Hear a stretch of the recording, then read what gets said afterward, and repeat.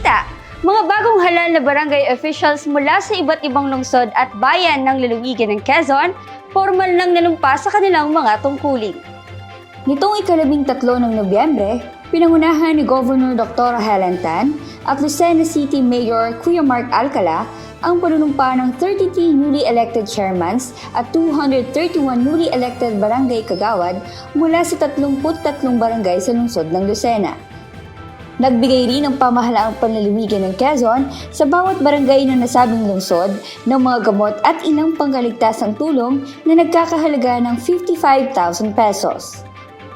Sa parehong araw, sunod na nanumpa ang mga bagong halal na barangay captain mula sa bayan ng Real at noong ika-10 naman ng Nobyembre ay nanumpa rin ang mga bagong sangguniang kabataan officials mula sa bayan ng Pagbilao at Tayabas. Habang noong ika-12 ng Nobyembre ay mula naman sa bayan ng Infanta ang nanumpa sa kanilang katungkulan bilang mga bagong sangguniang kabataan at barangay officials.